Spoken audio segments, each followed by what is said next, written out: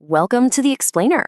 Today, we're taking something every single one of us does every single day and turning it into a really powerful, super practical language lesson.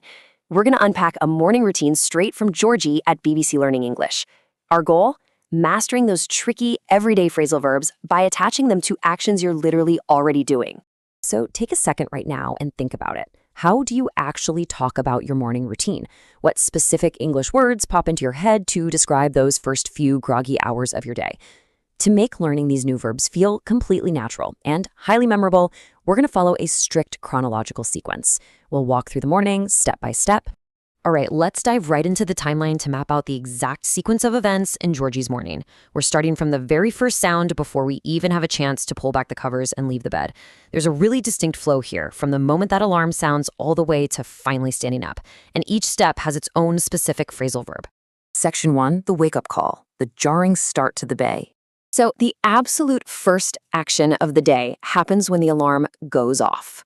Now, this is a super interesting phrasal verb, right? Because usually, off implies something stopping or shutting down. But here, it actually means the alarm starts making a noise. Georgie points out that this verb is mostly used with things designed to alert us. So you'll hear it with alarm clocks, for sure, but also with car alarms and fire alarms.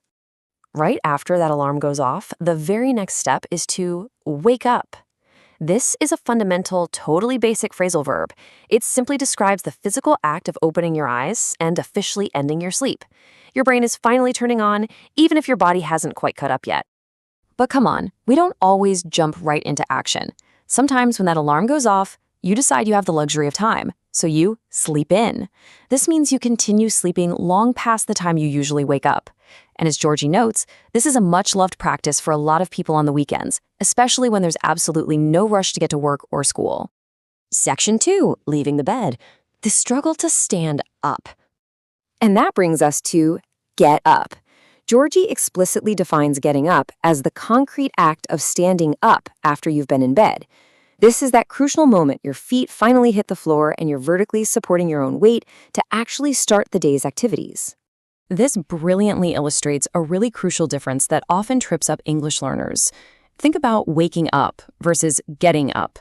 Waking up is entirely about opening your eyes and becoming conscious. But getting up, that requires actual physical effort. It's the physical action of leaving the mattress behind.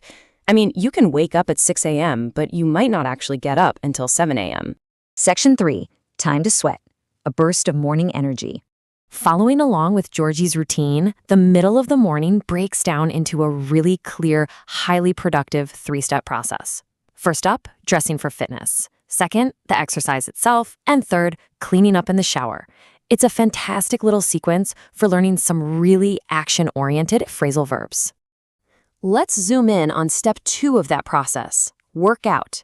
This means to train your body through exercise. And what's really great about this phrasal verb is its versatility. You know, you can work out at a commercial gym, but as Georgie points out, plenty of people prefer working out right in their own living rooms or getting outside and working out in the local parks. Section 4, dressing for the day, final preparations and grammar twists. Okay, this is where Georgie introduces a really fascinating linguistic plot twist to our routine, separable verbs. We start with the phrase, put something on. This simply means to dress yourself in a specific item of clothing. Actually, earlier in the morning, right before her workout, Georgie used this exact verb when she talked about putting on her gym clothes. So the absolutely crucial point here is that put on is what we call a separable verb. Think about these two sentences. I put on my gym clothes versus I put my gym clothes on. Notice how in the first one the object comes at the end, but in the second one the object safely splits the verb apart right in the middle. Both of these sentence structures are perfectly correct, which gives you so much flexibility when you speak. After working out and showering, Georgie needs to decide what to wear for the rest of the day. To do this, she needs to pick something out, which means carefully choosing an item from a group of options. In this case, she's selecting her outfit for the day right out of her closet. Just like our last example, pick out is also a separable verb. You have that exact same grammatical freedom here. You can say pick out an outfit, placing the outfit at the end of the phrase, or you can drop it right into the middle and say pick an outfit out. Both are incredibly common and sound totally natural to native speakers. Finally, once the outfit is carefully chosen, Georgie uses the phrase, get dressed. Broadly speaking, this just means putting on your clothes to prepare yourself to face the world. It marks the official end of the morning preparation phase. The whole shebang is done. And here's a vital contrast you really need to remember from this lesson. There is a big difference between put on and get dressed. You must use put on when you're talking about specific items like putting on a hat or putting on shoes. But you use get dressed when you are talking about the general action of clothing yourself without naming any specific garments. It's a subtle detail, but man, it makes a huge difference in sounding fluent. Section 5. Keep calm and learn. Wrapping up the routine. We have successfully made it through the entire morning routine, from that very first alarm bell to walking out the door.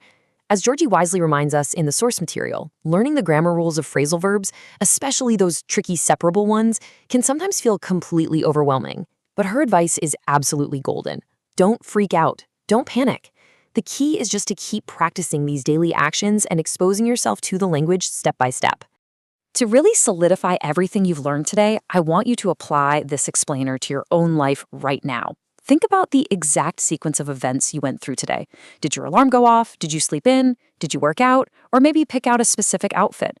Which of these phrasal verbs perfectly describe what you did this morning? Next time your alarm goes off, try narrating your entire routine in English. You might be surprised by how much you already know. So what exactly is your morning routine going to look like tomorrow? Keep practicing, and I'll see you in the next explainer.